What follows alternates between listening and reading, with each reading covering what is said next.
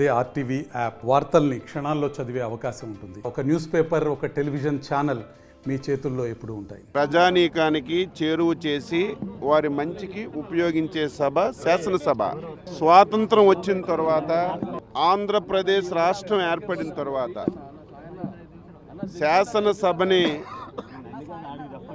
సొంత పార్టీ కార్యాలయంగా మార్చుకొని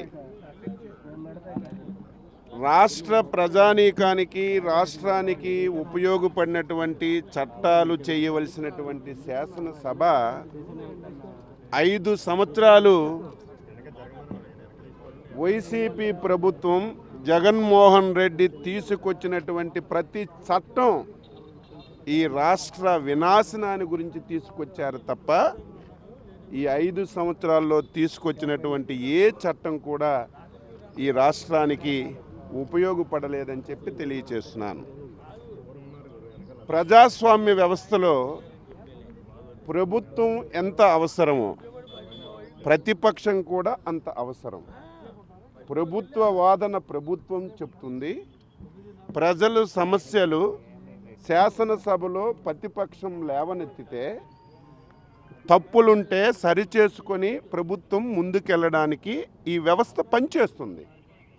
కానీ 5 సంవత్సరాలు శాసనసభలో ప్రతిపక్షం యొక్క గొంతుని నలిమి పడేసేసినటువంటి ప్రభుత్వం జగన్మోహన్ రెడ్డి ప్రభుత్వం అని చెప్పి ఈ సందర్భంగా తెలియజేస్తున్నాను.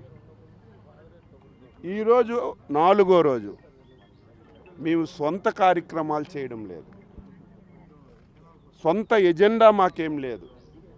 ఈ రాష్ట్రంలో 5 కోట్ల మంది ప్రజలు వివిధ రకాల సమస్యలతో బాధపడి ఇబ్బంది పడుతుంటే రోజుకొక ఇష్యూని తీసుకొచ్చి ప్రభుత్వం దృష్టిలో పెట్టి చర్చించాలని చెప్పి ప్రయత్నం చేసినా మాకు కనీసం అవకాశం ఇవ్వకుండా ప్రతిరోజు దారుణాతి దారుణంగా సస్పెండ్ చేయడం ఇది ప్రజాస్వామ్యానికే మంచిది కాదని చెప్పి తెలియచేస్తున్నాను.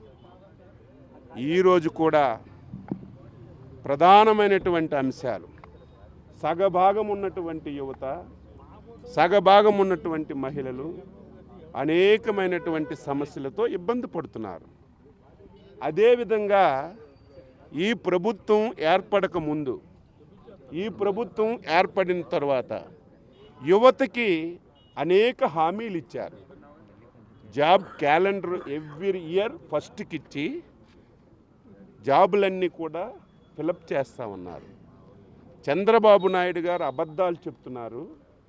27,000 ఉపాధ్యాయ ఉద్యోగాలు ఖాళీగా ఉన్నాయి, మేము అధికారంలోకి వస్తే మెగా డిఎస్సి తీస్తానని చెప్పి 5 సంవత్సరాలు గాఢ నిద్రలోకి వెళ్ళి ఈరోజు వెంటిలేటర్ మీద ఉన్నటువంటి ప్రభుత్వం 6,000 ఉద్యోగాలకి నోటిఫికేషన్ చేసి యువతకి మోసం చేసిన విషయం, మహిళలపై దాడులు, అణగారిన వర్గాలు, హరిజన, గిరిజన, బడుగు, బలహీన వర్గాల మీద ఈ ప్రభుత్వం చేస్తున్నటువంటి దమన కాండని ఈరోజు శాసనసభలో వాయిదా తీర్మానం రూపంలో ఇచ్చి మేము చర్చించాలని చెప్పి పట్టుబడతాం.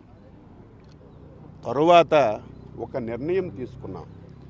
ఈ రాష్ట్రానికి పట్టినటువంటి శని, ఈ రాష్ట్రానికి పట్టినటువంటి దరిద్రం ఈ రోజుతో వదిలిపోతుంది. నేను మొదటే చెప్పాను, శాసనసభ ప్రజలకి అవసరమైనటువంటి చట్టాలు చేయాలి, ఈ రాష్ట్రానికి ఉపయోగపడినటువంటి చట్టాలు చేయాలి. ఏ చట్టం తీసుకున్నా జగన్మోహన్ రెడ్డి చేసినటువంటి చట్టం ఈ రాష్ట్ర వినాశనానికే తీసుకున్నాడు.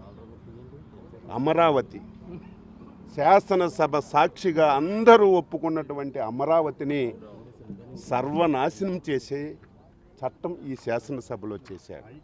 పోలవరాన్ని రివర్స్ టెండరింగ్ అని చట్టం చేసి పోలవరాన్ని, ఈ రాష్ట్రంలో ఉన్నటువంటి ఇరిగేషన్ ప్రాజెక్టులన్నింటినీ కూడా నాశనం చేశాడు. ఈ రాష్ట్రాన్ని అప్పుల ఊబిలోకి నెట్టాడు.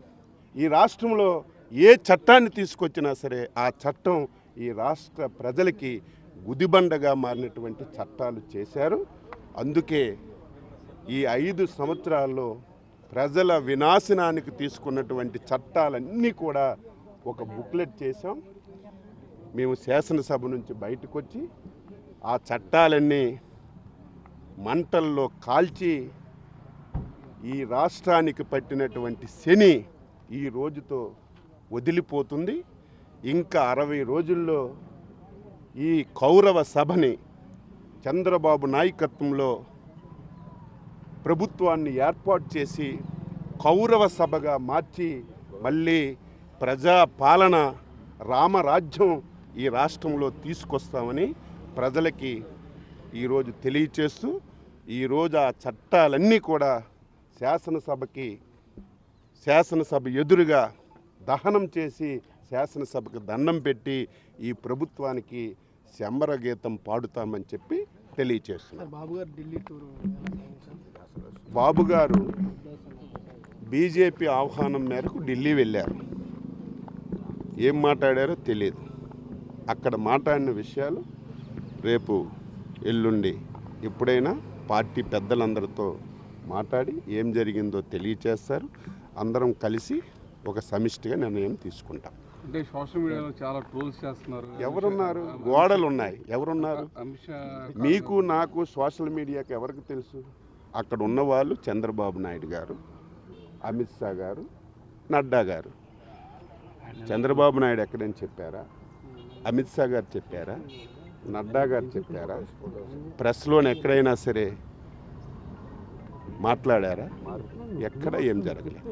కానీ ఇంత నీచమైన వెధవలు అంటారు ఈ రాష్ట్రంలో వైసీపీ సోషల్ మీడియా వెధవలు ఇంత దారుణంగా సోషల్ మీడియాలో నిన్న పొడమ తల్లికి దండం పెట్టిన విషయం, అమరావతి భూమికి దండం పెట్టిన విషయాన్ని ఒక ఫోటోని పెట్టి మార్ఫింగ్ చేసి చంద్రబాబు నాయుడు గారు బీజేపీ పెద్దల కాలు మీద పడుతున్నట్టుగా నీచంగా ఈరోజు ఫోటోలు పెట్టారు. దీన్ని తీవ్రంగా ఆ కర్మ మీకు పట్టింది. కాలు మొక్కడం, మసాజులు చేయడం, బతిమలాడుకోవడం మీకు అవసరం. ఎందుకంటే మీ మీద అవినీతి కేసులు ఉన్నాయి, మీ మీద 12 షేర్ షీట్లు ఉన్నాయి. రేపు కానీ ఎల్లుండి కానీ శిక్ష పడుతుందని బీజేపీ పెద్దలు కాలు పట్టుకునే అవసరం మీకుంది తప్ప తెలుగుదేశం పార్టీకి అధినేతకు లేదు. మేము ఏ నిర్ణయం తీసుకున్నా సరే రాష్ట్ర ప్రయోజనాల గురించి తీసుకుంటాం. 5 కోట్ల మంది ఆంధ్రుల గురించి తీసుకుంటాం తప్ప ఏదో మా స్వార్థం గురించి కాదు. వెధవల్లారా, అటువంటి మార్ఫింగ్ చేసినటువంటి పనికి మాలిన సన్నాసులారా, ఎప్పటికైనా మీరు బుద్ధి తెచ్చుకొని మారకపోతే మీరు దానికి తగినటువంటి ఫలితాన్ని అనుభవిస్తారని చెప్పి తెలియజేస్తూ అందరికీ నమస్కారం. ఇస్తాం ఇచ్చినా ఏముంది?